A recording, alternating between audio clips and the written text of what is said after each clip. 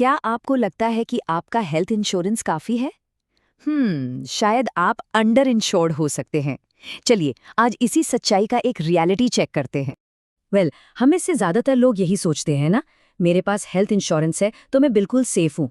ये एक बहुत ही आम सोच है, पर क्या ये पूरी तरह से सच है? क्योंकि असली सवाल तो ये है कि आपका जो कवर है, वो आज की मेडिकल रियलिटी मतलब जो इतने महंगे इलाज हैं, उनके लिए सच में काफ़ी है? तो चलिए सबसे पहले इसी अंडर इंश्योरेंस के इल्यूजन को तोड़ते हैं। आखिर यह है क्या चीज? देखिए, अंडर इंश्योरेंस का मतलब ये बिल्कुल नहीं है कि पॉलिसी ही नहीं है। नहीं, इसका सीधा सा मतलब है कि पॉलिसी तो है, पर वो इतनी छोटी है कि अगर कोई बड़ी मेडिकल इमरजेंसी आ गई ना, तो आपकी सालों की बचत खतरे में पड़ जाएगी। और इस रिस्क को और भी बड़ा बना देती है मेडिकल कॉस्ट की जमीनी हकीकत। आइए देखते हैं।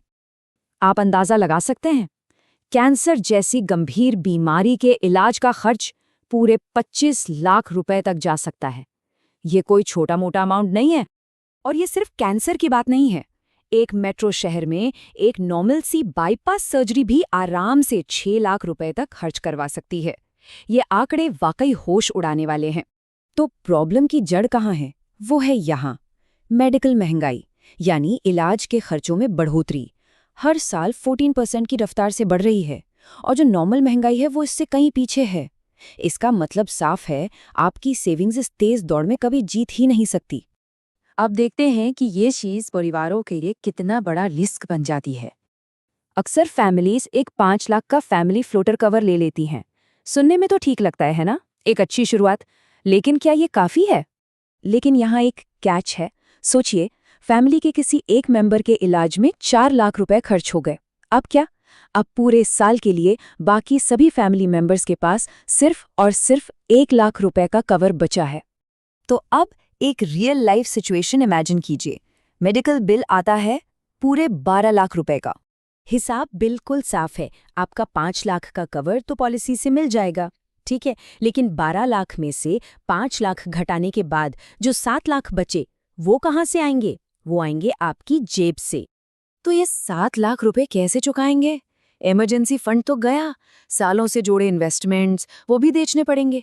शायद 18% के भारी ब्याज पर पर्सनल लोन लेना पड़ेगा, और रिटायरमेंट के लिए जो पैसे रखे थे उन पर भी आंच आएगी। ओके, अब एक और आम गलती पर आते हैं, और वो है सिर्फ कंपनी के दिए हुए हेल्थ कवर पर डिपेंड रहना। ये एक बहुत बड़ा ट्रैप है। देखिए, कंपनी के इंश्योरेंस के साथ ना कई प्रॉब्लम्स हैं। पहली, जैसे ही आपने जॉब बदली या भगवान ना करे नौकरी चली गई, ये कवर भी गया। दूसरी, नई पॉलिसी जब लेंगे तो वेटिंग पीरियड फिर से 0 से शुरू हो जाते हैं। और तीसरी, अक्सर इसमें पेरेंट्स कवर्ड नहीं होते। इसलिए एक बात हमेशा याद रखिए, कॉर्पोरेट कवर आपकी दौलत की सुरक्षा नहीं है। ये बस एक टेम्पररी फायदा है जब तक आप उस कंपनी में हैं। तो ठीक है, हमने प्रॉब्लम्स तो समझ ली। अब आते हैं सॉल्यूशन पर। आखिर हम अपनी फाइनेंशियल शील्ड यानी एक मजबूत सुरक्षा कवच कैसे बना सकते हैं?